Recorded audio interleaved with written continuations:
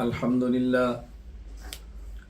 لله نحمده ونستعينه ونستغفره ونؤمن به ونتوكل عليه ونعوذ بالله من شرور أنفسنا ومن سيئات أعمالنا من يهده الله فلا مضل له ومن يضلل فلا هادي له ونشهد أن لا إله إلا الله وحده لا شريك له ونشهد أن سيدنا ومولانا محمدا عبده ورسوله أما بعد فأعوذ بالله من الشيطان الرجيم بسم الله الرحمن الرحيم محمد رسول الله اللهم صل على محمد وعلى آل محمد كما صليت على إبراهيم وعلى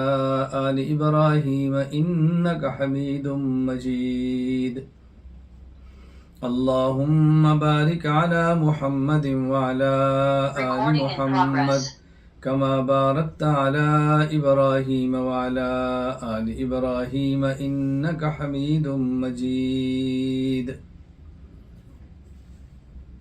اللہ تعالیٰ کا احسان ہے کہ اللہ تعالیٰ نے انسان بنایا، مسلمان بنایا، حضور اکرم صلی اللہ علیہ وسلم کو امتی بنایا اور نبی کریم صلی اللہ علیہ وسلم کا علم الوحی اس کے ساتھ ہمیں جوڑ دیا۔ ای مرکز کے تحت تیسرا سالانہ دورہ حدیث شریف شروع ہو رہا ہے۔ دورہ حدیث شریف کا آج پہلا سبق ہے۔ ہمارے ہاں اہل سنت والجماعت احناف دیوبند کے ہاں دینی مدارس میں جو آخری سال ہے اس کو دورہ حدیث شریف کا سال کہا جاتا ہے، اور اس میں 10 کتب طلباء کرام کو پڑھائی جاتی ہیں۔ صحیح بخاری، صحیح مسلم، سنن نسائی، سنن ابی داود، سنن ترمذی، سنن ابن ماجہ، موطا امام مالک، موطا امام محمد، شرح معانی الآثار اور شمائل ترمذی۔ آج ہم انشاءاللہ العزیز دورہ حدیث کا آغاز کریں گے۔ اس کی ترتیب یہ ہوگی کہ 10 پڑھائی جانے والی کتب احادیث میں سے ہر کتاب میں پہلی حدیث مبارک میں تلاوت کروں گا انشاءاللہ العزیز، اور اس کے بعد اپنی طرف سے مرویات حدیث کی اجازت دوں گا ان تمام حضرات کو جنہوں نے دورہ حدیث شریف کیا ہوا ہے یا جو اس سال دورہ حدیث شریف کر رہے ہیں، خواہ وہ حضرات ہوں خواہ وہ خواتین ہوں۔ اور میں اس بات کی وضاحت کر رہا ہوں کہ جنہوں نے باضابطہ دورہ حدیث شریف نہیں کیا یا اس سال دورہ حدیث شریف میں نہیں ہیں، ان کو اجازت حدیث نہیں ملے گی۔ ہاں، البتہ ایک بات کی میں وضاحت کرتا ہوں کہ اسباق شروع کرنے سے پہلے میں حدیث مسلسل جو پیش کروں گا، اس حدیث مسلسل کی اجازت میں تمام حضرات اور تمام خواتین کو دوں گا جو میرے آج کے درس کے اندر شریک ہیں۔ میں کتب احادیث جو دورہ حدیث کے اندر اس کی بات میں کروں گا۔ پہلے حدیث مسلسل پہ تھوڑی سی بات کرتا ہوں، یہ پہلے بات کرنا ضروری ہے۔ پہلے یہ سمجھ لیں کہ حدیث مسلسل کی تعریف کیا ہے۔ حدیث مسلسل کی تعریف هو ما تتابع رجال اسناده على صفة او حالة للرواة تارة وللروایت تارة اخرى۔ حدیث مسلسل اس حدیث کو کہتے ہیں جس کی سند کے تمام راوی تسلسل کے ساتھ کسی ایک وصف یا حالت پر متفق ہو گئے ہوں۔ یہ اتفاق کبھی راویوں کے اعتبار سے ہوتا ہے، کبھی خود روایت کے اعتبار سے ہوتا ہے۔ یعنی کسی بھی حدیث میں 2 چیزیں ہیں، ایک ہے متن کہ جو کیا ہے یا جو کہا ہے، جو فرمایا، جو کیا، یہ ہے، اور ایک ہے اس کی سند کہ میرے اوپر میرا استاد، ان کے اوپر ان کا استاد، آخر تک یہ جو راوی نقل کرتے ہیں، ان راویوں کے نقل کرنے کو جو نقل کیا ہے جو بیان کیا ہے وہ تو متن ہے، اور جو نقل کرنے والے ہیں انہیں کہتے ہیں ایک راوی، دوسرا، تیسرا، اور ان کے تسلسل کو سند کہتے ہیں۔ تو حدیث مسلسل کا معنی یہ ہے کہ ایک راوی سے لے کر دوسرا، تیسرا، اوپر تک کسی ایک راوی تک ایک حالت کا یا ایک وصف کا تسلسل ہو۔ میں اس کی مثال دیتا ہوں، اقوال میں تسلسل ہو، افعال میں تسلسل ہو۔ مثلا ہر راوی، ہر محدث جب اپنے شاگرد کو حدیث بیان کرے تو پہلے یہ کہ انی احبک، میں تجھ سے محبت کرتا ہوں، اب اس کے بعد میں تجھے یہ حدیث سناتا ہوں۔ تو یہ ہے حدیث المسلسل بالمحبت۔ یہ مثلا میرے پاس اس کی سند موجود ہے، الحدیث المسلسل بالمحبت، مجھ سے میرے شیخ نے یوں بیان کیا، اور ان سے لے کر رسول اکرم صلی اللہ علیہ وسلم تک یہ سلسلہ ہے کہ جب نبی پاک صلی اللہ علیہ وسلم نے یہ حدیث مبارک بیان فرمائی، میں بھی وہ حدیث نہیں سنا رہا، نہ ہی اس کی اجازت دے رہا ہوں۔ حدیث مسلسل بالمحبت کہ آپ نے راوی اور صحابی کو فرمایا کہ میں تجھ سے محبت کرتا ہوں، اور اس کے بعد آپ نے اگلا جملہ ارشاد فرمایا۔ تو اسی طرح افعال، مثلا جب راوی کسی دوسرے راوی کو، ایک محدث دوسرے محدث کو حدیث بیان کرے تو یوں مصافحہ کر کے حدیث بیان کرے۔ اب یہ رسول اکرم صلی اللہ علیہ وسلم تک تسلسل چلے گا کہ جب آپ نے حدیث بیان کی تو مصافحہ کیا اور حدیث بیان کی، جب صحابی نے آگے تابعی کو بیان کی تو مصافحہ کیا، حدیث بیان کی، اس سے آگے نے جب حدیث بیان کی تو مصافحہ کیا، پھر حدیث بیان کی۔ تو یہ کبھی صفات اور حالت اقوال میں ہوتی ہے، کبھی افعال میں ہوتی ہے۔ اسی طرح کبھی روایت کی صفات کا مطلب کیا ہے کہ ہر روایت کی صفت ایک ہے۔ مثلا روایت کو بیان کرنے والے صیغے، یا روایت کو بیان کرنے کا زمانہ، یا روایت کو بیان کرنے کا مکان ایک ہو۔ صیغے کا مطلب، مثال کے طور پہ میں ایک حدیث بیان کرتا ہوں آپ کو، آپ میرے شاگرد ہیں، میں کہتا ہوں حدثنا فلان، حدثنا عبد الرحمن، اور وہ اپنے جب استاد سے سنتے ہیں تو کہتے ہیں حدثنا فلان، یعنی اوپر تک یہی سلسلہ چلے۔ تو جہاں تک یہ چلے گا وہاں تک کہیں گے یہ روایت تسلسل، یہ حدیث مسلسل ہے حدثنا کے ساتھ، یا اخبارنا یہ لفظ بیان کریں۔ اسی طرح زمانہ ایک ہو، مثلا عید کے دن حدیث بیان کی جائے، انشاءاللہ العزیز گزشتہ سال تھا، انشاءاللہ اس سال بھی عید کو ہم یہ حدیث مسلسل بیوم العید بیان کریں گے انشاءاللہ العزیز۔ رسول اکرم صلی اللہ علیہ وسلم ایک صحابی کو عید کے دن ارشاد فرما رہے، وہ آگے اپنے شاگرد کو حدیث عید کے دن بیان کرتا ہے، وہ حدیث آگے اگلے شاگرد کو عید کے ساتھ بیان کرتا ہے، مجھ تک یہ حدیث تسلسل کے ساتھ عید کے دن پہنچی ہے۔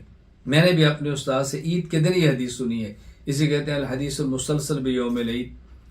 اچھا اسی طرح ان کا مکان، اچھا اسی طرح یوم العاشورہ 10 محرم کو بھی ہے الحدیث المسلسل بیوم العاشورہ، میرے پاس اس کی سند بھی بحمد اللہ تعالی اسی طرح موجود ہے۔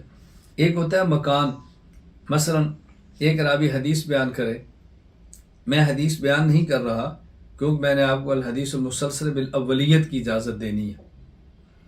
مثلا کوئی ایک حدیث بیان کرتا ہے نبی پاک صلی اللہ علیہ وسلم کے ارشاد کے مطابق، ملتزم ایک مقام ہے کہ ملتزم وہ مقام ہے جہاں دعا قبول کی جاتی ہے، جو بندہ وہاں دعا کرتا ہے تو اس کو قبول کر دیا۔ پہلے یہ حدیث بیان کرے استاد، اور پھر یہ کہ مقام ملتزم پر میں نے دعا مانگی تھی اور میری دعا قبول ہوئی تھی، اب اسی مقام پر آگے دوسرا بیان کرے، اسی مقام پر تیسرا بیان کرے۔ سبحان اللہ، آپ اندازہ فرمائیں کس طرح محدثین نے رسول اکرم صلی اللہ علیہ وسلم کی مبارک احادیث کو محفوظ فرمایا ہے۔ تو یہ میں نے کچھ مختصر سی کی ہے الحدیث المسلسل کا مطلب کیا ہے۔ میں چند ایک مثالیں دیتا ہوں کہ جو مسلسلات کی مثالیں ہیں۔ مثلا ایک ہے الحدیث المسلسل بالاولیت، جس کی میں نے آپ کو آج اجازت دینی ہے، یعنی وہ لوگ جو مجھ سے پہلی بار حدیث سن رہے ہیں، پہلی بار، اس سے پہلے مجھ سے حدیث نہیں سنی، تو وہ یہ کہیں گے کہ جب ہم نے اپنے استاذ محمد الیاس گھمن سے حدیث سنی تو سب سے پہلے انہوں نے مجھ کو یہ حدیث سنائی، یہ حدیث مسلسل بالاولیت، میں اس پر بات کروں گا۔ اسی طرح حدیث مسلسل بالمصافحہ کہ جب بھی استاد شاگرد کو حدیث بیان کرے تو مصافحہ کرے اور حدیث بیان کرے. حدیث مسلسل بالمحبت. جب حدیث بیان کرے تو پہلے یہ کہے انی احبک، میں تجھ سے محبت کرتا ہوں، اس کے بعد حدیث بیان کرے. حدیث مسلسل بقراءت سورۃ الصف، پہلے سورۃ الصف کی تلاوت کرے پھر حدیث بیان کرے. حدیث مسلسل بالتشبیک، یعنی جب استاد اپنے شاگرد کو حدیث بیان کرے تو یوں مثال یہ شاگرد کا ہاتھ ہے، یہ استاد کے یوں انگلیوں میں انگلیاں ڈالے اور اس کے بعد حدیث بیان کرے. ایک حدیث مسلسل بالفقہاء الحنفیہ کہ یعنی ایک محدث اوپر احناف تک نقل کرنے والا محدث حنفی ہے، پھر محدث فقی حنفی ہے، پھر محدث فقی حنفی ہے. اسی طرح حدیث مسلسل بیوم العاشورہ کہ ہر استاد اپنے شاگرد کو 10 محرم کو حدیث بیان کرے. حدیث مسلسل بوضع الید علی الراس کہ استاد جب بھی اپنے شاگرد کو حدیث بیان کرے تو سر پہ ہاتھ رکھ کے حدیث بیان کرے، چونکہ رسول اکرم صلی اللہ علیہ وسلم نے ایسے ہی بیان فرمائی تھی. انشاءاللہ العزیز کسی موقع پر ہم صرف یہی مجلس لگائیں گے کہ جس میں مسلسلات میں آپ کی خدمت میں پڑھوں گا اور انشاءاللہ آپ کو اجازت دوں گا اور آپ کو لطف محسوس ہوگا. آج حدیث مسلسل بالاولیت کی میں آپ کو اجازت دینا چاہتا ہوں. اس وقت اس مجلس میں جو موجود حضرات سبق سن رہے ہیں یا خواتین سبق سن رہی ہیں، میں ان تمام کو اپنی طرف سے حدیث مسلسل بالاولیت کی اجازت دینے لگا ہوں. یعنی جنہوں نے مجھ سے پہلی بار آج حدیث سنی ہے، پہلی بار آج حدیث پڑھ رہے ہیں، تو وہ اپنے شاگرد کو یہ کہہ سکتے ہیں کہ یہ وہ حدیث ہے جو سب سے پہلے میں نے اپنے استاد سے یہ حدیث سنی تھی. اب اگر کسی کو آپ اجازت دینا چاہیں تو پہلے یہ حدیث پڑھائیں اور اس کو اجازت دے دیں. اب وہ آپ کا شاگرد کہے گا کہ میں نے یہ حدیث سب سے پہلے، یعنی حدیث سب سے پہلے یہ میں نے اپنے استاد سے سنی ہے، حدیث مسلسل بالاولیت. وہ حدیث کیا ہے؟ رسول اکرم صلی اللہ علیہ وسلم نے فرمایا الراحمون یرحمہم الرحمن ارحموا من فی الارض یرحمکم من فی السماء الرحم شجرۃ من الرحمن فمن وصلها وصلہ اللہ ومن قطعها قطعہ اللہ او کما قال النبی صلی اللہ علیہ وسلم. رحم کرنے والوں پر رحمان رحم کرتا ہے، تم زمین والوں پر رحم کرو، آسمان والا تم پر رحم کرے گا. اور رحم، اللہ اکبر، نبی پاک فرمایا رحم جو ماں کے پیٹ میں ہے جس سے بچہ پیدا ہوتا ہے، فرمایا رحم یہ رحمان سے نکلا ہے. رحم کا لفظ رحمان سے نکلا ہے. جو شخص صلہ رحمی کرتا ہے، رشتہ داروں کا خیال کرتا ہے، اللہ تعالیٰ سے تعلق کو جوڑتے ہیں. جو صلہ رحمی ختم کرتا ہے، رشتہ داروں سے تعلق کو توڑتا ہے، رشتہ داروں پر زیادتیاں کرتا ہے، اس سے اللہ تعالیٰ اپنے تعلق کو ختم فرما لیتے ہیں. میں آپ تمام کو اس حدیث کی اجازت دیتا ہوں، میرے طرف سے حدیث پاک کو بیان کر سکتے ہیں. مجھ سے لے کر میرے شیخ جن سے میں نے حدیث مسلسل بالاولیت سنی ہے، الشیخ عبد الرحمن کوثر حافظہ اللہ تعالی، ان سے لے کر سفیان بن عیینہ تک یہ حدیث مسلسل بالاولیت ہے. سفیان بن عیینہ کے اوپر ان کے جو استاد تھے عمر بن دینار، اور ان کے استاد ابو قابوس، ان کے شیخ عمر بن عاص رضی اللہ عنہ، اور ان کے معلم سرکار دو عالم خاتم الانبیاء حضرت محمد مصطفیٰ صلی اللہ علیہ وسلم ہے. تو یہ حدیث مجھ سے لے کر سفیان بن عیینہ تک حدیث مسلسل بالاولیت ہے. اس سے اوپر حدیث مسلسل بالاولیت نہیں ہے. یعنی سفیان بن عیینہ سے پہلے اور احادیث اپنے استاد عمر بن دینار سے سنی ہے اور اس کے بعد یہ حدیث بھی سنی ہے. عمر بن دینار نے اپنے استاد ابو قابوس سے پہلے اور حدیثیں سنی ہیں، پھر یہ سنی ہے. ابو قابوس نے اپنے استاد عبداللہ بن عمرو بن عاص سے یہ حدیث پہلے سنی اور بعد میں سنی ہے، پہلے اور حدیث سنی ہے. اور انہوں نے رسول اکرم صلی اللہ علیہ وسلم سے پہلے اور حدیث سنی ہے، پھر یہ حدیث سنی ہے. اس لیے حدیث مسلسل بالاولیت سفیان بن عیینہ تک. تو جنہوں نے مجھ سے اس سے پہلے حدیث پاک نہیں پڑھی، آج پہلی بار پڑھ رہے سن رہے ہیں، تو یہ ان کے لیے حدیث مسلسل بالاولیت ہوگی. اور یہ حدیث حضرت امام ترمذی رحمۃ اللہ علیہ نے سنن ترمذی ابواب البر والصلہ الرسول اللہ صلی اللہ علیہ وسلم باب ما جاء فی رحمت المسلمین کے اندر بیان فرمائی ہے۔ تو یہ حدیث میں نے آپ کو سنا بھی دی ہے اور آپ کو اس کی اجازت بھی دے دی ہے۔ اللہ تعالی ہم سب کو رسول اکرم صلی اللہ علیہ وسلم کی احادیث مبارک کو پڑھنے کی پھر آگے پڑھانے کی توفیق عطا فرمائے۔ دوسری بات، آج بدھ کا دن ہے، آج بدھ کا دن ہے، اور عام طور پر آپ نے سنا ہوگا یا طلبہ کرام نے دیکھا ہوگا کہ مدارس میں بدھ کے دن اسباق کا افتتاح ہوتا ہے، لیکن عموماً لوگ جانتے نہیں کہ بدھ کے دن افتتاح کیوں ہوتا ہے۔ آج ہمارا بھی بدھ کا دن ہے۔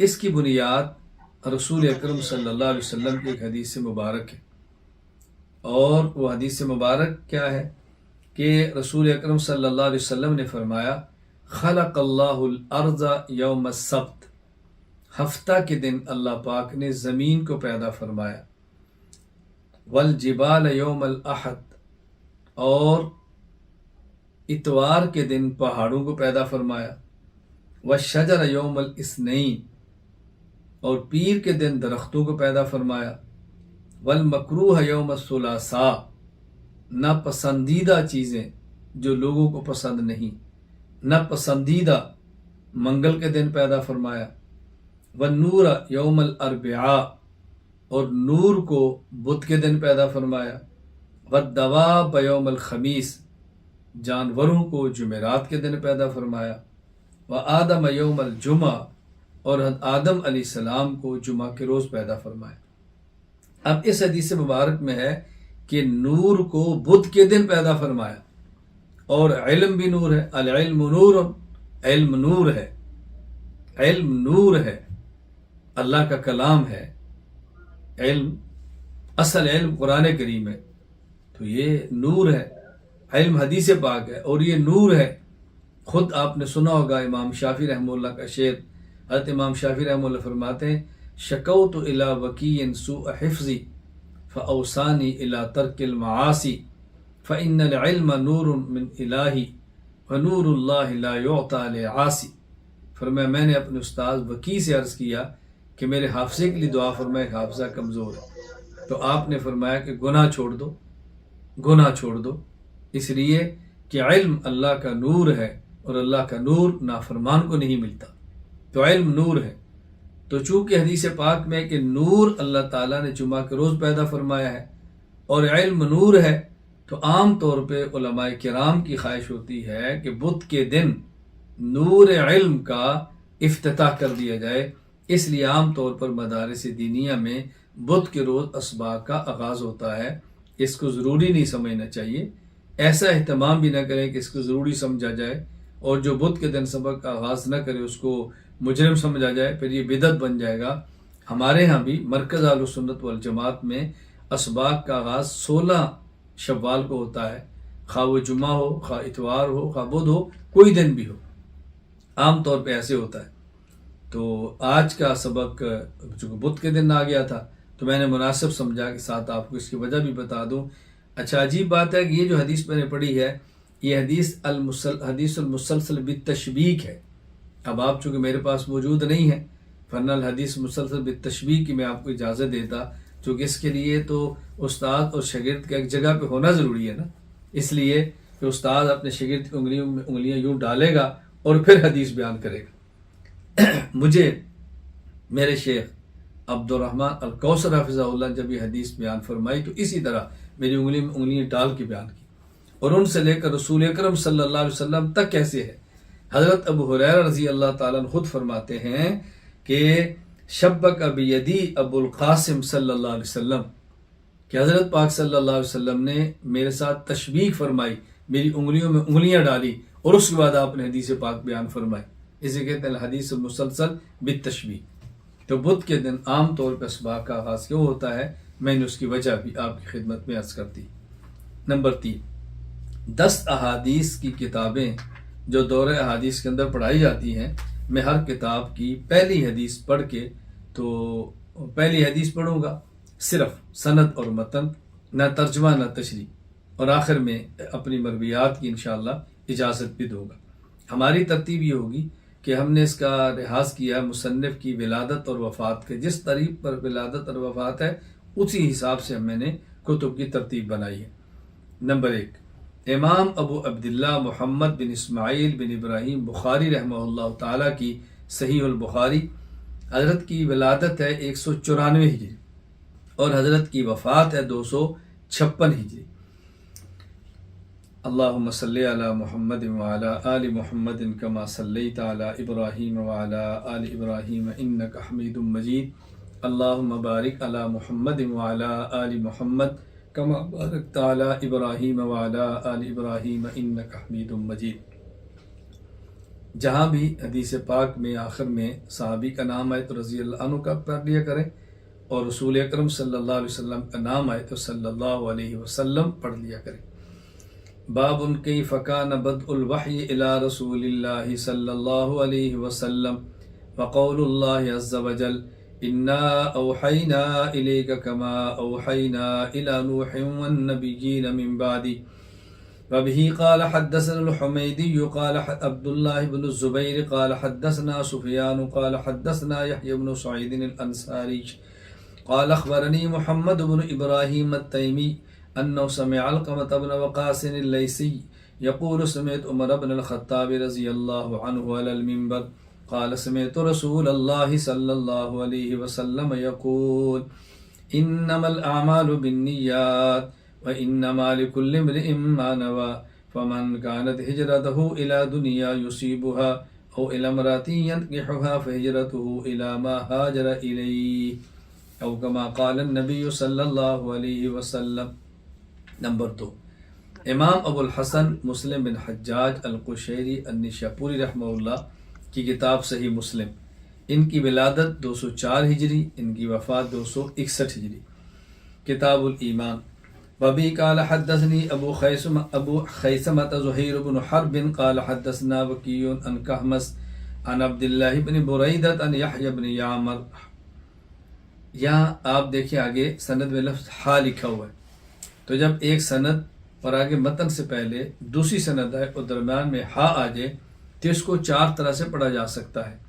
یا تو سکتہ کرے، تھوڑی دیر رکنے کے بعد اگلی سند شروع کرے، مثلا عن عبداللہ بن بریدۃ عن یحیی بن یعمر وبہ قال حدثنا عبید اللہ، یوں پڑھے، اور یا پہلی سند ہا سے پہلے جہاں ختم ہو رہی ہے وہاں رک جائیں اور اب پڑھیں الحدیث، آگے پھر شروع ہو جائیں، مثلا عن عبداللہ بن بریدۃ عن یحیی بن یعمر الحدیث وبہ قال حدثنا عبید اللہ۔ تیسرا طریقہ، ہا سے پہلے رکیں اور اس کو ہا پڑھیں اور اگلی سند شروع کر دیں، مثلا عن عبداللہ بن بریدۃ عن یحیی بن یعمر ہا وبہ قال حدثنا عبید اللہ۔ چوتھا طریقہ، پہلی سند ہا سے پہلے جہاں رکیں اور ہا پر تحویل پڑھیں، پھر اگلی سند شروع کر دیں، عن عبداللہ بن بریدۃ عن یحیی بن یعمر تحویل وبہ قال حدثنا عبید اللہ۔ تحویل کا مطلب چونکہ محدث ایک سند سے دوسری سند کی طرف جا رہا ہے، منتقل ہو رہا ہے، تو یہ 4 طریقے ہیں جب درمیان میں ہا آ جائے اس کو پڑھنے کے۔ یہ ہا رمز ہے، ایک اشارہ ہے کہ اب پہلی سند کے بعد دوسری سند کو آپ نے کیسے پڑھنا ہے۔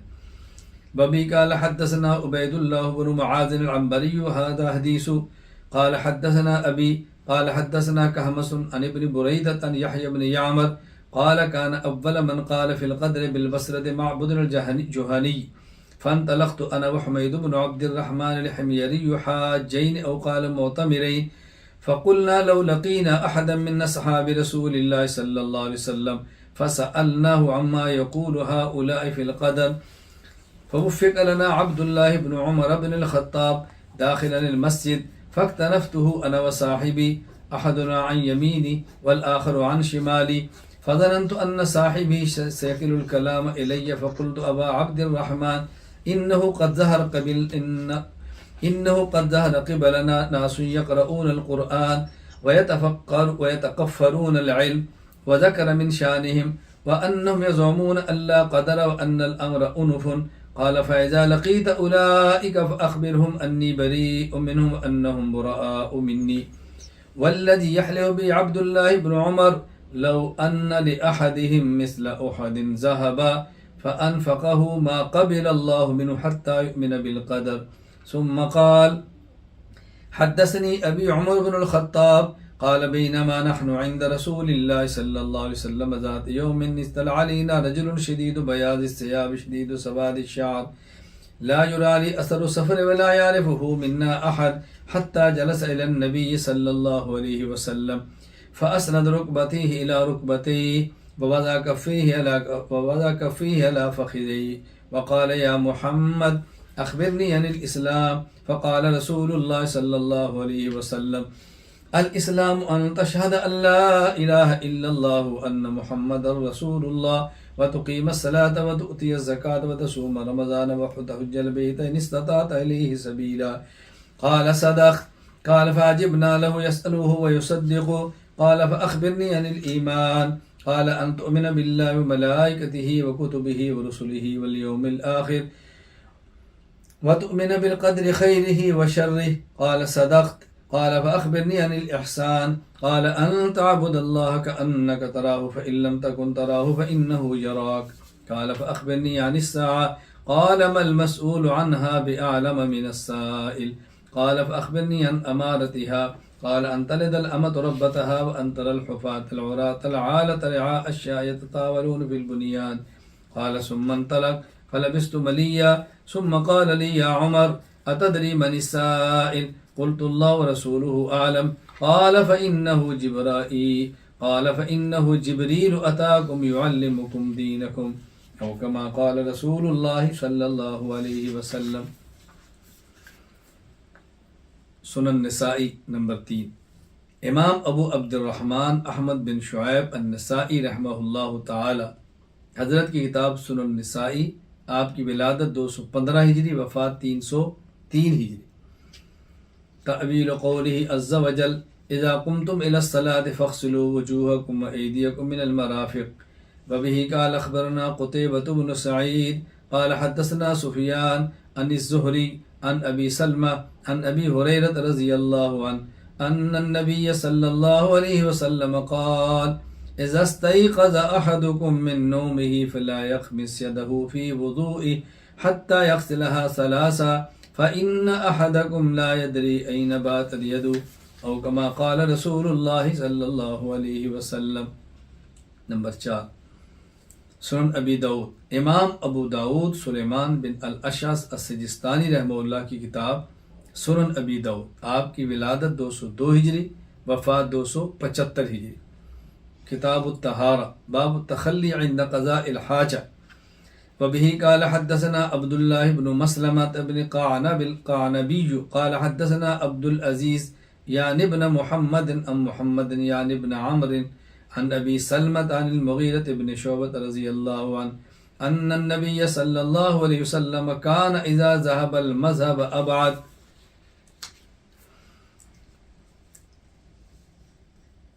نمبر 5. سنن ترمذی.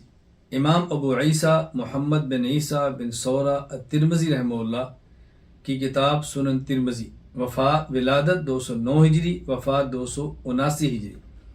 ابواب الطہارہ الرسول اللہ صلی اللہ علیہ وسلم. باب ما جاء لا تقبل صلاة بغیر طہور. ابی قال حدثنا قتیبة بن سعید قال حدثنا ابو عوانہ عن سماک بن حرب عن سماك بن حرب وبه قال حدثنا هناد عن سماك بن حرب الحديث وبه قال حدثنا هناد عن سماك بن حرب تحويل وبه قال حدثنا هناد قال حدثنا وكيع عن إسرائيل عن سماك عن مصعب بن سعد عن ابن عمر رضي الله عنهما عن النبي صلى الله عليه وسلم قال لا تقبل صلاة بغیر طہور ولا صدقة من غلول او کما قال رسول اللہ صلی اللہ علیہ وسلم. نمبر 6. سنن ابن ماجہ. امام ابو عبداللہ محمد بن یزید ابن ماجہ رحمہ اللہ تعالی کی کتاب سنن ابن ماجہ، ولادت 209 ہجری، وفات 273 ہجری. باب اتباع سنت رسول اللہ صلی اللہ علیہ وسلم. ابھی قال حدثنا ابو بکر بن ابی شیبہ قال حدثنا شریک عن الأعمش عن نبی صالح عن ابی ہریرہ رضی اللہ عنہ قال قال رسول اللہ صلی اللہ علیہ وسلم ما امرتکم به فخذوا وما نهیتکم عنہ فانتهوا او کما قال رسول اللہ صلی اللہ علیہ وسلم۔ نمبر 7، موطا امام مالک بن انس مدنی رحمہ اللہ کی کتاب موطا امام مالک، ولادت 93 ہجری، وفات 179 ہجری۔ وقوت الصلاة وبه قال حدثني الليث عن مالك بن انس عن ابن شهاب ان عمر بن عبد العزيز اخر الصلاة يوما فدخل لعروة بن الزبير فاخبره ان المغيرة بن شعبة اخر الصلاة يومه بالكوفة فدخل علي ابو مسعود الانصاري رضي الله عنه فقال ما هذا يا مغيرة أليس قد علمت أن جبريل نزل فصلى رسول الله صلى الله عليه وسلم ثم فصلى رسول الله صلى الله عليه وسلم ثم فصلى رسول الله صلى الله عليه وسلم ثم فصلى رسول الله صلى الله عليه وسلم ثم فصلى رسول الله صلى الله عليه وسلم ثم قال بهذا أمرت۔ 8، موطا امام محمد، امام ابو عبداللہ محمد بن حسن بن فرقد الشیبانی رحمہ اللہ تعالی کی کتاب موطا امام محمد، ولادت 132 ہجری، وفات 189 ہجری، 80 اور 9۔ کتاب الصلاة، باب وقوت الصلاة۔ وبی قال محمد بن الحسن قال اخبرنا مالک بن انس عن یزید بن زیاد مولا بنی حاشم عن عبد اللہ بن رافع مولا ام سلمۃ رضی اللہ عنہا زوج النبی صلی اللہ علیہ وسلم عن ابی ہریرۃ رضی اللہ عنہ انہ سألہ عن وقت الصلاة فقال ابو ہریرہ انا اخبرک صلی الظہر اذا کان ظلک مثلک والعصر اذا کان ظلک مثلیک والمغرب اذا غربت الشمس والعشاء ما بینک وبین ثلث اللیل فإن نمت الى نصف اللیل فلا نامت عیناک وصلی صبح بغلس۔ نمبر 9، شرح معانی الآثار، امام ابو جعفر احمد بن محمد بن سلامہ الازدی الطحاوی رحمہ اللہ کتاب شرح معانی الآثار، جسے طحاوی شریف بھی کہا جاتا ہے، ولادت 239 ہجری، وفات 321 ہجری۔ باب الماء تقع فیہ النجاسہ۔ وبه قال حدثنا محمد بن خزیمة بن راشد البصری قال حدثنا الحجاج بن المنهال قال حدثنا حماد بن سلمة عن محمد بن اسحاق عن عبید اللہ بن عبد الرحمن عن ابی سعید الخدری رضی اللہ عنہ ان رسول اللہ صلی اللہ علیہ وسلم كان يتوضأ من بئر بزاعة فقیل یا رسول اللہ إنه يلقى فيه الجيف والمحائض فقال إن الماء لا ينجس أو كما قال رسول الله صلى الله عليه وسلم۔ نمبر 10، شمائل الترمذی، امام ابو عیسیٰ محمد بن عیسیٰ بن ثورہ الترمذی رحمہ اللہ کتاب شمائل الترمذی، ولادت 209 ہجری، وفات 279 ہجری۔ باب ما جاء في خلق رسول الله صلى الله عليه وسلم۔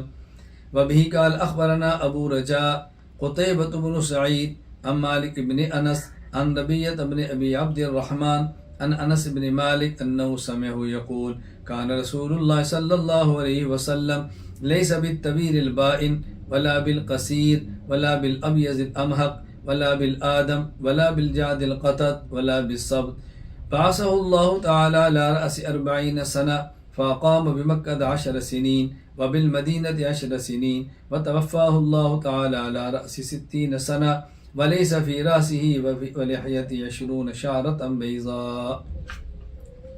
یہ 10 کتب حدیث ہیں جو دورہ حدیث شریف کے اندر پڑھائی جاتی ہیں۔ اللہ تعالی ہم سب کو رسول اکرم صلی اللہ علیہ وسلم کی مبارک احادیث کو پڑھنے کی، سمجھنے کی اور محفوظ کرنے کی اور پوری امت پہ اس کو پھیلانے کی توفیق عطا فرمائے۔ احادیث کے ساتھ محبت، احادیث کا تعلق یہ بے حد ضروری ہے۔ چوتھے نمبر پر بات جو میں نے آپ کی خدمت میں عرض کرنی ہے وہ ہے آن لائن تعلیم کی حیثیت۔ یہ بات ذہن نشین فرما لیں کہ رسول اکرم صلی اللہ علیہ وسلم پورے عالم کے نبی ہیں اور رسول اکرم صلی اللہ علیہ وسلم آخری نبی ہیں.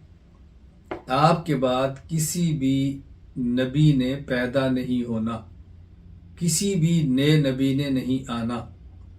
علماء رسول اکرم صلی اللہ علیہ وسلم کے ورثاء ہیں.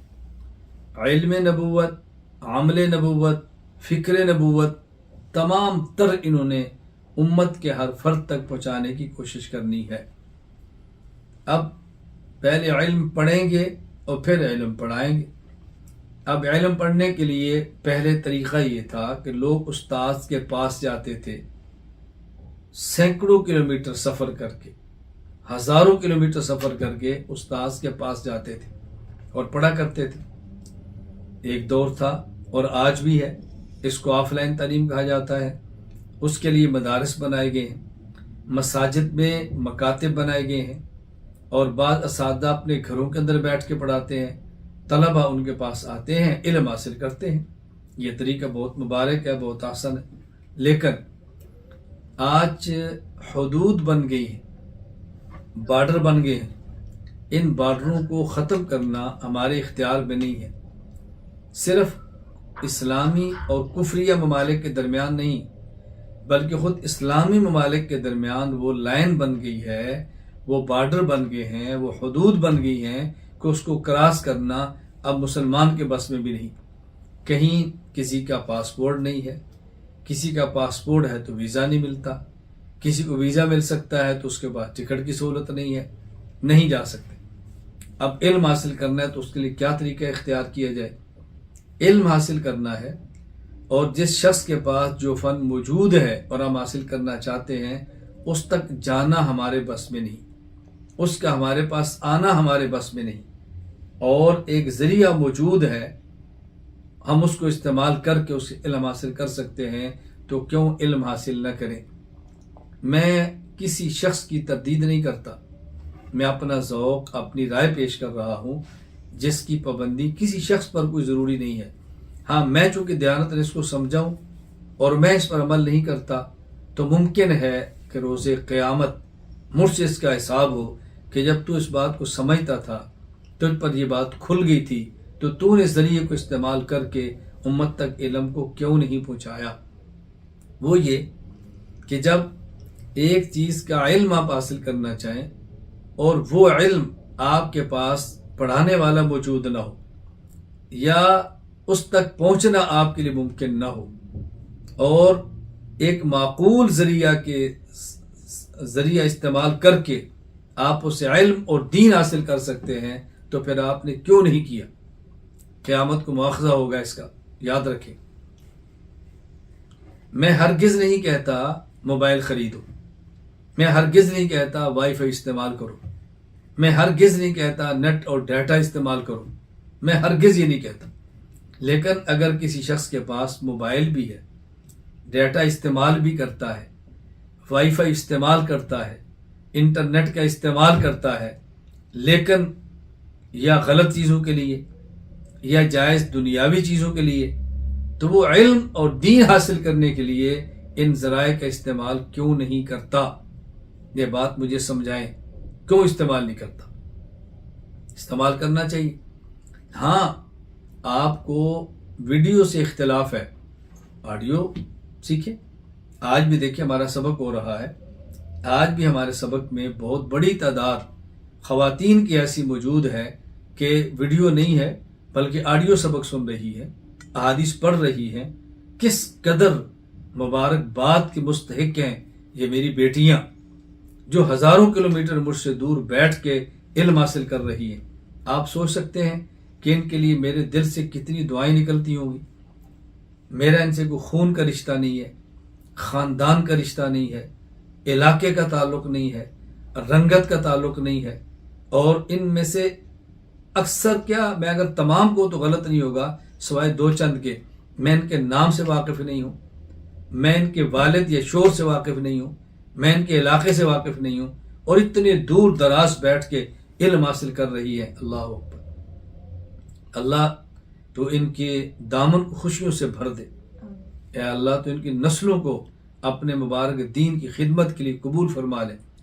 دیکھیں، ایک ہماری بیٹی ہے، وہ فلم دیکھ رہی ہے، ہماری ہی بیٹی ہے ڈرامے دیکھ رہی ہے، ہماری ہی بیٹی ہے میڈیا کا غلط استعمال کر رہی ہے، اور ایک ہماری ہی بیٹی ہے اسی موبائل کو اللہ کا دین پڑھنے کے لیے استعمال کر رہی ہے، شریعت کو پڑھنے کے لیے استعمال کر رہی ہے، اپنی زندگی بدلنے کے لیے استعمال کر رہی ہے، اپنے آپ کو اللہ اور اللہ کے رسول صلی اللہ علیہ وسلم کے حکم کا پابند کرنے کے لیے استعمال کر رہی ہے۔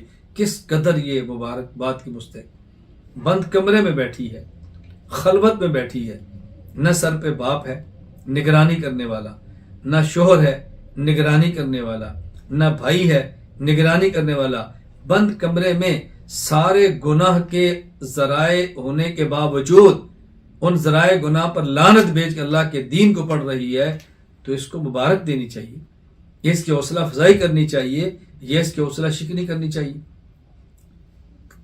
مجھے افسوس ہوتا ہے کہ جب یہ بچیاں جو یوں اپنے دامن اور اپنی عفت اور عزت کو بچا کے دین حاصل کرنے کی رابطہ کرتی ہیں، تو انہیں یہ کہہ دیا جاتا ہے کہ نہیں، آن لائن کا فائدہ نہیں ہے، یہ ہمارے قابل کا طریقہ نہیں ہے، یہ مناسب نہیں ہے۔ اللہ کے لیے، اللہ کے لیے، اللہ کے لیے اس درد کو سمجھو اور امت کو بگاڑ سے محفوظ کرو، امت کو بگاڑ سے بچاؤ، امت کو بگاڑ سے بچاؤ۔ ہم حج کے لیے جب سفر کر کے مکہ مکرمہ جاتے ہیں، عمرہ کے لیے سفر کر کے بیت اللہ جاتے ہیں، کیا ہم جہازوں میں سفر نہیں کرتے؟ کیا وہاں ایئر ہوسٹس خواتین نہیں ہوتی؟ کیا ویزا دینے کے لیے خواتین نہیں ہوتی؟ ہمارے ذمہ ہے ہم آنکھ کو جھکا لیں۔ ہم یہ نہیں کر سکتے کہ میں عمرہ نہیں کروں گا چونکہ وہاں سٹمپ لگانے والی عورت ہے، میں وہاں حج پہ نہیں جاؤں گا کیونکہ جس جہاز پہ جانا ہے اس کے اندر ایئر ہوسٹس عورت ہے، آپ انکار کریں گے؟ ہاں، یہ ہے اللہ کا حکم ہے، قل للمؤمنین یغضوا من ابصارہم، اپنی آنکھ کو جھکا لو، آنکھ کو نیچے کرو، حج کا سفر بھی کرو، عمرے کا سفر بھی کرو، اللہ کے دین کو پھیلانے کا سفر بھی کرو، اور علم کا سفر بھی کرو، سب کرتے ہیں۔ جب ہم علم حاصل کرنے کے لیے ایک شہر سے دوسرے شہر جاتے ہیں، ایک ملک سے دوسرے ملک جاتے ہیں، اس میں تصاویر بھی بناتے ہیں، پاسپورٹ بھی بناتے ہیں، پیسے بھی خرچ کرتے ہیں، اور جہازوں پر ایئر ہوسٹسیں بھی موجود ہوتی ہیں، ان جہازوں میں شراب بھی چل رہا ہوتا ہے، ہم استعمال نہ کریں، چل رہا ہوتا ہے، ان جہازوں میں ٹی وی بھی چل رہے ہوتے ہیں، ہم سفر کر رہے ہوتے ہیں، ان جہازوں میں رمضان کے دنوں میں روزے توڑے جا رہے ہوتے ہیں، ہم ان تمام گناہوں کے باوجود سفر کر رہے ہوتے ہیں، اور ہمارا موقف کیا ہوتا ہے؟ یہ ہمارے اختیار میں نہیں ہے، یہ ہمارے اختیار میں نہیں ہے، ہمارے اختیار میں نہیں۔ تو جس طرح وہ آپ کے اختیار میں نہیں ہے، تو مجھے آپ بتائیں، آپ گھر بیٹھ کے دین دور بیٹھ کے عالم سے حاصل کریں، اور پیسے بھی کم خرچ ہو، سفر بھی نہ ہو، وقت بھی بچ جائے، تو یہ اللہ کی کتنی بڑی نعمت ہے، اس نعمت کی قدر کیوں نہیں کرتے؟ اور پھر آپ یقین فرمائیں کہ آف لائن مدارس میں علماء کرام خواتین کو پڑھا رہے ہیں، میں اس کے مخالف نہیں ہوں، گو میری ترتیب یہ نہیں ہے، میرے یہاں آف لائن اسباق بھی خواتین پڑھاتی ہیں، مرد اساتذہ نہیں پڑھاتے، لیکن جو پڑھاتے ہیں میں ان پر کوئی اعتراض بھی نہیں کرتا، ان کی اپنی رائے ہے۔ ہمارے یہاں آف لائن پڑھنے والی خواتین کو سبق مرد حضرات نہیں پڑھاتے، خواتین ہی پڑھاتی ہیں۔ یہ الگ بات ہے کہ ہمارا مشورہ بھی ہے کہ بعض مشکل مضامین اور بعض عقیدے کی اہم مباحث، میراث کے مسائل کسی مرد استاذ کو پڑھانے چاہیے، اور خواتین توجہ کے ساتھ آڈیو سنیں اور سبق پڑھیں، اور جب اشکال پیش آئے تو اپنی معلمات سے کریں، اور معلمات کے واسطہ سے آگے اساتذہ تک بات پہنچے۔ یہ ہمارے ایک ترتیب چل رہی ہے۔ میرے پاس پڑھنے والی خواتین کے درمیان میری بیٹیاں واسطہ ہیں، میری گھر والیاں واسطہ ہیں، براہ راست ان کے ساتھ میرا سبق نہیں ہوتا، مہینے میں ایک بار بیٹھتا ہوں، آدھا گھنٹہ سبق، آدھا گھنٹے سوالات کے جواب۔ خیر یہ ایک الگ بات ہے، میں ایک وقت کو صفائیاں نہیں دے رہا، میں یہ عرض کر رہا ہوں کہ آن لائن حکومتیں چل رہی ہیں، آن لائن یونیورسٹیاں چل رہی ہیں، آن لائن اربوں خربوں ڈالر کا بزنس ہو رہا ہے، آن لائن ویزے مل رہے ہیں، آن لائن ٹکٹیں مل رہی ہیں، آن لائن پورے سفروں کا ترتیب بن رہی ہے، آن لائن شادیاں ہو رہی ہیں۔ اس دین کو جائز طریقے پر آن لائن پھیلنے دو. اور یہ میری بات آپ یاد رکھ لیں، آج میں آن لائن کی افادیت پر تنہا ممکن ہے کھل کر گفتگو کر رہا ہوں. آئندہ آنے والے دور میں ایسی ضرورت بن جائے گی کہ ہر مدرسہ اپنی تعلیم کا ایک حصہ آن لائن شروع کرے گا. میں نے جب آج سے تقریباً کم و بیش کوئی 15-20 سال قبل کی بات ہے، جب یہ میڈیا پر گفتگو کی تھی، تو میں دعویٰ تو نہیں کرتا، لیکن ممکن ہے اس وقت ہمارے اہل سنت والجماعت احناف دیوبند میں تنہا ہوں گا جس نے عقیدے کے عنوان پر، اپنے مسلک کے عنوان پر اعتدال کے ساتھ، دلائل کے ساتھ اکابر کے مسلک کو بیان کرنا شروع کیا. کتنے لوگ تھے جو مخالفت کرتے تھے، کتنے لوگ تھے جو میرے مقابلے میں تھے. میں نے ایک لفظ کبھی زبان سے نہیں نکالا. اس وقت میں جو علماء میرے طرز عمل کو حرام فرماتے تھے، آج مجھ سے زیادہ وہ میڈیا پر موجود ہیں. فالوور ان کے مجھ سے زیادہ ہیں، سننے والے ان کے مجھ سے زیادہ ہیں، اور مجھے کوئی تکلیف نہیں، مجھے خوشی ہے. جو آگے بڑھتا ہے ہمیں اس کے لیے دعائیں کرنی چاہیے، اور دل سے دعائیں کرنی چاہیے. اللہ تعالیٰ مزید محبوبیت اور مقبولیت عطا فرمائے. آج وہ ہے. اسی طرح آن لائن کے عنوان پر آپ یاد رکھنا، یہ ہر مدرسے کی مستقبل میں ضرورت بنے گی. ابھی یہ چند دن قبل کی بات ہے، میری یورپ کا ایک ملک ہے البانیہ، وہاں 4 علماء کرام سے گفتگو چل رہی تھی. تو انہوں نے کہا کہ ہم نے کچھ کورسز شروع کیے تھے اور درمیان میں کرونا آ گیا، ہمیں کورسز بند کرنے پڑے کہ لوگوں کا آنا ذرا مشکل تھا. میں نے کہا مولانا کرونا آیا آپ نے کورسز بند کیے، کرونا آیا تو میں نے کورسز شروع کیے. کرونا کے دنوں میں تو کورسز کرانے اور زیادہ آسان تھے. میں نے کہا جہاں آپ رہتے ہیں، آپ لوگوں کو پیسے دیتے ہیں، خرچ کرتے ہیں، تو ان دنوں میں معاش کا مسئلہ تھا اور روزگار کا مسئلہ تھا اور گھروں میں فارغ بیٹھے ہوئے تھے. اگر ان دنوں میں آپ یہ نظام بنا لیتے کہ ہم آن لائن فلاں کورس کرائیں گے اور جو ہم سے پڑھے گا ہم اس کو فی گھنٹہ 1 یورو دیں گے، فی گھنٹہ $1 دیں گے، فی گھنٹہ 1 پاؤنڈ دیں گے. آپ بتائیں کہ آپ کے پاس کتنی بڑی تعداد، سینکڑوں کی تعداد میں لوگ پڑھنے میں آتے. گھر بیٹھ کے ان کو معاش کا مسئلہ بھی حل ہو رہا ہے، فارغ بیٹھے ہیں تو دین پڑھ رہے ہیں، تو ان دنوں میں تو آپ کورسز بہت آگے چلے جاتے. انہوں نے کہا واقعتاً مولانا بات ایسی ہے. تو میں نے تو کرونا کے دنوں میں کورسز اٹھائے ہیں، گھر میں بیٹھے لوگ پڑھ رہے تھے. اس فارغ دنوں سے فائدہ اٹھاؤ. ہمارے ہاں ہفتہ اتوار چھٹی ہے، تو ہفتہ اتوار ہم تخصص فی العقائد اسلامیہ کراتے ہیں.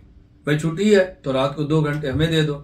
آپ اندازہ فرمائیں کہ میں اور میرے گھر والے یسوع کے سبق پڑھاتے ہیں، تو میرا سبق ہفتہ اتوار ہے. جب چھٹیاں ہیں تو میرا سبق ہے، اور جب دوسرے دن ہے تو گھر والوں کا سبق ہے. اب بتائیں پورے ہفتے کے اندر میرے کون سے دن فارغ بچتے ہوں گے؟ میں صرف تعلیم کے حوالے سے بات کرتا ہوں کہ جو میرے دن پڑھانے کے ہیں وہ گھر والوں کے فراغت کے ہیں، جو ان کے فراغت کے ہیں وہ میرے پڑھانے کے ہیں. اسباق اس کے علاوہ بھی ہیں. میں عرض کروں پورا ہفتہ یہ آن لائن کلاسیں اسی طرح چل رہی ہیں. میں اگر اللہ گواہ ہے آپ کو آن لائن مجھ سے بیعت ہونے والے حضرات اور خواتین کی کارگزاریاں پیش کروں تو آپ اش کر اٹھیں. اس طرح زندگی بدلی ہے مردوں کی، اس طرح زندگی بدلی ہے خواتین کی. کئی ایک خواتین گناہوں سے توبہ، پردے کا اہتمام، عقائد میں پختگی، اپنے مسلک پہ مضبوطی، شریعت کے مطابق زندگی. کتنی خواتین اور کتنے مرد، حرام کاروبار سے چھٹکارا، زکاتوں کا آغاز. آپ اندازہ کریں. یعنی میں اگر آپ کو بتاؤں آپ کے لیے بعض باتیں ماننا مشکل ہو جائیں گی. میرے علم میں بعض ایسی نوجوان بچیاں ہیں جنہوں نے 6 سال کی نمازیں لوٹائی ہیں کہ ہمیں عرصہ گزر گیا ہم نمازیں نہیں پڑھ سکی. حضرت کیا کریں؟ میں نے کہا بیٹی لوٹانا شروع کرو. ترتیب کیا ہے؟ میں نے کہا یہ ترتیب ہے. ترتیب بتاؤ اور مجھے ہفتے بعد میسج کرو. پورے ہفتے بعد میسج کرتی میری اتنی نمازیں ہوگی، اتنی ہوگی، اتنی ہوگی. 6 سال کی نمازیں. آپ بتائیں کتنی فکر پیدا ہوئی. بلکہ ایک شخص نے مجھے رابطہ کیا آسٹریلیا سے، کہا جی میں بوڑھا ہو گیا ہوں، بیماریاں بہت ہیں، موت کے ساتھ نظر آتے ہیں، اور 30 سال کی نمازیں میرے ذمہ ہیں، میں بہت پریشان. میں نے کہا آپ 30 سال کی نمازیں لٹائیں. کہا مجھے نظر نہیں آتا میں لٹا پاؤں گا، اچانک کی موت آ جائے تو میرا کیا بنے گا. میں نے کہا بسم اللہ پڑھ کے شروع کریں، جو رہ جائے گی تو اپنی اولاد کو وصیت کر دیں، وہ فدیہ کر دیں. کہا مولانا مجھے ڈر لگتا ہے کہ نمازیں بھی نہ پڑھ پاؤں اور میری اولاد فدیہ بھی نہ ادا کرے، لہٰذا میں اپنی نمازوں کا فدیہ دینا چاہتا ہوں. میں نے پوچھا کتنا بنتا ہے؟ کہا 30 لاکھ، 3 ملین. آپ بتائیں 3 ملین اس نے ادا کر دیا فدیہ کہ میں بیمار ہوں، میں نمازیں نہیں پڑھ پاؤں گا، میں فدیہ دینا چاہتا ہوں. یہ میں آن لائن کی بات کر رہا ہوں. ایک مجھے میسج آ رہا ہے آن لائن، کہا جب آپ ہمارا میسج سن کر جواب دیتے ہیں تو ہمارے بدن پر کبھی تاری ہو جاتی ہے.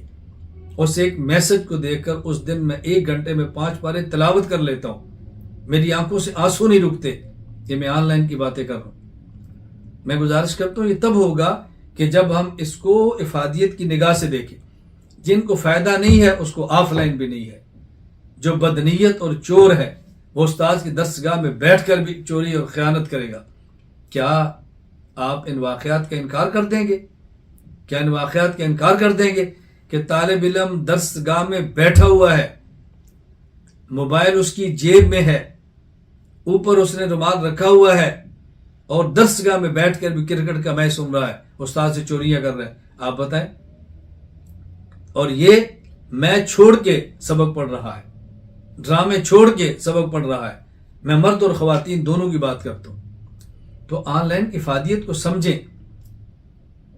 میں نے کئی بار آپ کی خدمت میں عرض کیا، مجھے آپ 8 سے 10 سال کا بچہ دیں اور یہ بچہ اپنی ماں کی صحبت میں رہے، اپنے والد کے پاس رہے، والدین کی نگرانی میں رہے، سکول کی تعلیم کو جاری رکھے.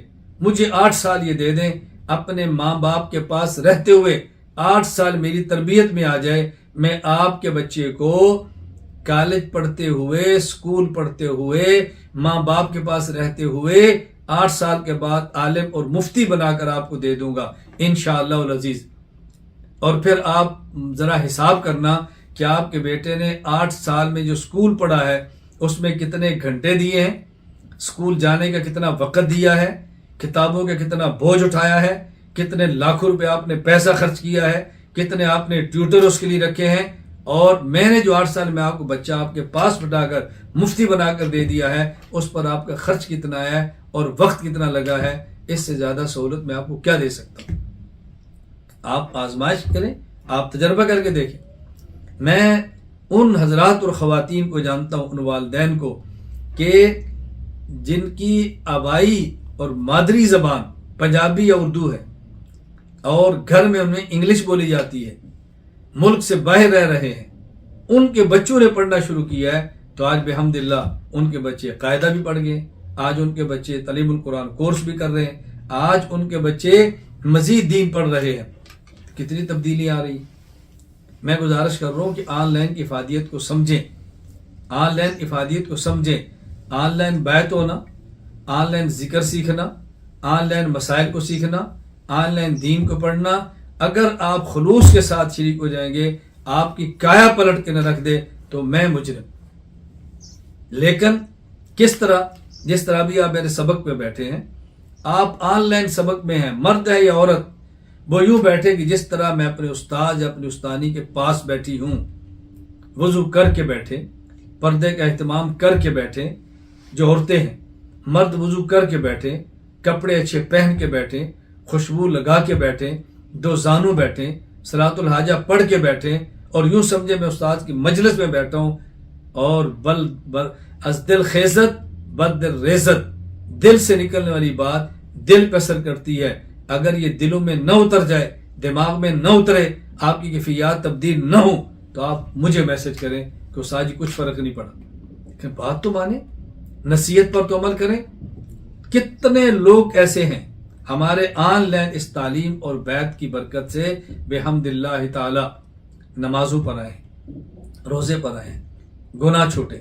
اور ایسے گناہ کہ میں بیان نہیں کر سکتا، ایسے گناہ کہ مجھے بیان کرتے ہوئے حیا محسوس ہوتی ہے، جن گناہوں کے اندر مبتلا تھے اور تبدیل ہو گئے، گناہ ان کے ختم ہو گئے.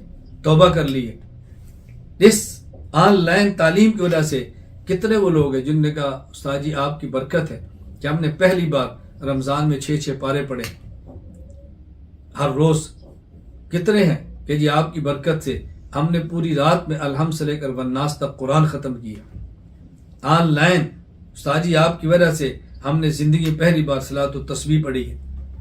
آن لائن بیانات سنے استاد جی آپ کی برکت سے ہم نے اتنے مرتبہ دروشی پڑھا ہے، اتنے مرتبہ کلمہ پڑھا ہے، ہم نے یہ کیا، ہم نے یہ کیا ہے، اتنا صدقہ دیا ہے۔ پتہ ہے یہ سب آن لائن کی برکات۔ میں گزارش کرتا ہوں اس موبائل کو، اس میڈیا کو، اس انٹرنیٹ کو، اس وائی فائی کو اور یہ جتنے بھی گوگل یہ ذرائع ہیں ان تمام کو صحیح استعمال کریں، صحیح استعمال کریں۔ کفر نے کیوں ان کی کیا سازشیں چھوڑ دیں، ان کی سازش ان پر پلٹ دیں، ان کے مکر ان پر پلٹ دیں اور ان کو بتاؤ یہ آلات جن سے تم کفر پھیلانا چاہتے ہو ہم ان آلات سے اسلام پھیلائیں گے، جن آلات سے تم شرک پھیلانا چاہتے ہو ہم ان آلات سے توحید پھیلائیں گے، جن آلات کے ذریعے تم پیغمبر پاک صلی اللہ علیہ وسلم کی عزت عظمت پہ حملے کرتے ہو ہم ان آلات سے اللہ کے پیغمبر کی عظمت کو عام کریں گے، جن آلات کے ذریعے اصحاب پیغمبر کی تم توہین کرتے ہو ہم انہی آلات کے ذریعے پورے عالم اصحاب پیغمبر کی مدح اور محبت کے گن گائیں گے، جن آلات کو تم علماء حق کے خلاف استعمال کرتے ہو ہم انہی آلات کو علماء حق میں استعمال کر کے امت کو علماء کے ساتھ جوڑ دیں گے، جن آلات کو استعمال کر کے تم بدعات کو عام کرتے ہو ان آلات کو استعمال کر کے ہم سنت کو عام کریں گے، جن آلات کو استعمال کر کے تم نے فحاشی عام کی ہے ہم انہی آلات کے ذریعے انشاءاللہ حیا کو عام کریں گے، حیا کو عام کریں گے، غیرت کو عام کریں گے، جرأت کو عام کریں گے اور دین کو عام کریں گے۔ آپ مزاج بناؤ۔ اور میں ایک جملہ سنانا چاہتا ہوں، ابھی 2 دن قبل کی بات ہے، جامعہ اشرفیہ لاہور کے محتمم وفاق المدارس عربیہ کے سرپرست حضرت مولانا فضل الرحیم اشرفی دامت برکاتہم موبائل اور آن لائن تعلیم پر گفتگو ہوئی، بہت زیادہ سراہا، بہت زیادہ، وہ بیان میں آپ پاس بھیجوں گا کہ بہت زیادہ سراہا کہ الیاس تیرا بہت کام ہے، تو نے پوری امت میں بہت کام کیا ہے، پورے عالم میں تو نے موبائل کیسے استعمال کیا، بہت ساری باتیں فرمائی۔ پھر اس میں مجھے ایک جملہ سنایا، فرمانے لگے کہ مولانا رسول خان صاحب رحمۃ اللہ علیہ، مولانا رسول خان صاحب رحمۃ اللہ علیہ فرمایا کرتے تھے وہ خیر کثیر جو متضمن شر قلیل کو ہو، اس خیر کثیر کو شر قلیل کی وجہ سے چھوڑ دینا یہ خود شر کثیر ہے۔ جملہ سمجھیں، جملہ سمجھیں۔ حضرت مولانا فضل الرحیم صاحب دامت برکاتہم محتمم جامعہ اشرفیہ لاہور سرپرست وفاق المدارس العربیہ پاکستان، مجھے یہ 4 دن قبل کی بات ہے استنبول ترکیہ میں فرمانے لگے کہ الیاس تو نے اتنا کام موبائل کے ذریعے نیٹ کے ذریعے دین کا کیا ہے اور لوگ اس پہ کچھ باتیں کرتے ہیں کہ موبائل غلط ہے غلط ہے۔ میں ایک بات تجھے سناتا ہوں جو مولانا رسول خان صاحب رحمۃ اللہ علیہ فرمایا کرتے، فاضل دارالعلوم دیوبند، مدرس دارالعلوم دیوبند، منقول و معقول کے ماہر، فرماتے وہ خیر کثیر جو متضمن شر قلیل کو ہو، اس خیر کثیر کو شر قلیل کی وجہ سے چھوڑ دینا یہ شر کثیر ہے، یعنی وہ خیر کثیر جس میں کوئی تھوڑا سا شر بھی ہو اس تھوڑے شر کی وجہ سے بڑی خیر کو چھوڑ دینا یہ بہت بڑا شر ہے۔ یہ مولانا رسول خان صاحب کون تھے؟ آپ اندازہ فرمائیں، علامہ انور شاہ کشمیری رحمۃ اللہ علیہ خاتم المحدثین، وہ فرمایا کرتے کہ میں دارالعلوم دیوبند میں ہوں، دارالعلوم دیوبند کا کوئی استاد ایسا نہیں جو مجھ سے آ کر کتاب حل نہ کروائے، یہ ایک پٹھان مولوی ایسا ہے جو میرے سامنے ٹانگ پہ ٹانگ رکھ کے بیٹھا ہوتا ہے اور یوں علوم کی بارش برساتا ہے کہ کبھی اس نے میری طرف مڑ کر بھی نہیں دیکھا کہ کبھی مجھ سے پوچھ ہی لے، اتنا قابل اور ماہر یہ مولوی ہے۔ یہ وہ مولانا رسول خان صاحب تھے۔ یہ عام آدمی کا میں حوالہ آپ کو نہیں دے رہا، اس لیے اللہ کے لیے اس بات کو سمجھیں۔ میں محبت کے لیے سمجھانے کے لیے باتیں کہا کرتا ہوں کہ دیکھیں میں آن لائن کی بات ان سے کرتا ہوں جو پہلے سے لائن پر ہیں، جو لائن پر نہیں ہے ان کو تو میں آن لائن تعلیم کی بات ہی نہیں کرتا، میں اپنے جملے کو میں سمجھا رہا ہوں۔ بس اگر لوگ کہتے ہیں کہ مولانا صاحب انگریزی نہیں آتی، جملہ غلط بول دیا. میں ایک بات مزاح میں کہہ رہا ہوں اور سمجھانے کے لیے کہہ رہا ہوں، اس کی تشریح میں خود کر دیتا ہوں. اس کا مطلب میں کسی شخص کو یہ نہیں کہتا آپ کیمرے والا موبائل خریدیں، لیکن جن کے پاس کیمرے والا موبائل موجود ہے ان کی خدمت میں دست بدستہ گزارش کرتا ہوں اس موبائل والے کیمرے کا استعمال صحیح کریں اور غلط استعمال نہ کریں. کتنی آسان سی بات. اللہ تعالیٰ میں بات سمجھنے کی توفیق عطا فرمائے. اللہ تعالیٰ مجھ سے اور آپ سب سے راضی ہو جائے. پانچویں اور آخری بات آپ کی خدمت میں عرض کروں گا کہ دعاؤں کا بہت زیادہ اہتمام کریں، اپنے لیے، اپنے گھر والوں کے لیے، جو زندہ ہیں ان کے لیے، جو وفات پا گئے ان کے لیے، جن اساتذہ جن معلمات سے پڑھیں، خواتین معلمات سے، اساتذہ سے، طلبہ یا خواتین جو بھی ہے، اساتذہ کے لیے، جو کتب پڑھیں ان کے مصنفین کے لیے، اور جو آپ کے دین حاصل کرنے کا ذریعہ بنے ان کے لیے، والدین کے لیے جو دنیا سے چلے گئے ان کے لیے، اور پوری امت کے لیے دعائیں مانگیں. اپنے سینے کو حسد سے پاک رکھیں، کینے سے پاک رکھیں، بغض سے پاک رکھیں. کسی کی ترقیات کو دیکھ کر اس کے لیے دعائیں کریں، جلے نہیں، دعائیں کریں. اللہ اور سینہ صاف کر دیں، اللہ اور پاک فرما دیں گے. اللہ مجھے بھی اور آپ سب کو قبول فرمائے. آپ دعا کریں تو اللہ تعالیٰ ای مرکز کو قائم اور دائم رکھے، شرور فتن سے حفاظت فرمائے. اس کو چلانے والے انتظامیہ، معاونین سب کو اپنی شان کے مطابق اجر عطا فرمائے. وآخر دعوانا ان الحمدللہ رب العالمین. الحمدللہ رب العالمین والصلاة والسلام علی رسول وعلی آلہ وصحابہ اجمعین. ربنا آتنا فی الدنیا حسنہ وفی الآخرۃ حسنہ وقنا عذاب النار. ربنا ظلمنا انفسنا وإن لم تغفر لنا وترحمنا لنکونن من الخاسرین. رب اغفر ورحم انت خیر الراحمین. اے اللہ اس مجلس کو تو قبول فرما. اے اللہ حضور پاک صلی اللہ علیہ وسلم کی حدیث مبارک کو عام کرنے کی توفیق عطا فرما. اے اللہ کریم حدیث پاک سے محبت عطا فرما. اللہ کے پیغمبر صلی اللہ علیہ وسلم کی رضا نصیب فرما. اے اللہ تو اپنی رضا نصیب فرما. اے اللہ جو علم کے طلباء کے لیے بشارتیں ہمیں بھی عطا فرما، جو ان کی فضائل ہمیں بھی عطا فرما. آداب کی توفیق عطا فرما. اللہ تو ہم سب سے راضی ہو جا. اللہ تو ہم سب سے راضی ہو جا. اللہ تو ہم سب سے راضی ہو جا. اے اللہ ہمارے جو والدین جن کے فوت ہو چکے ہیں، اے اللہ جن کے بزرگ دنیا سے گئے، اے اللہ ان کے والدین بزرگوں کی مغفرت فرما. جن کے والدین یا والدین میں سے کوئی ایک زندہ ہے، اللہ تو صحت و سلامتی والی زندگی عطا فرما. اے اللہ ہمارا اور ہماری نسلوں کا اللہ تو دین پر چلنا آسان فرما دے. ہمیں اور ہماری نسلوں کو دین کی مقبول خدمت کی توفیق عطا فرما دے.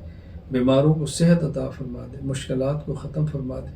اے اللہ کریم، اے اللہ کریم اپنے فضل سے، اللہ کریم اپنے فضل سے تو رضا کا فیصلہ فرما دے، خاتمہ ایمان پر فرما دے، مشکلات کو ختم فرما دے. جو دعائیں مانگی اپنے حبیب صلی اللہ علیہ وسلم کی صدقہ قبول فرما.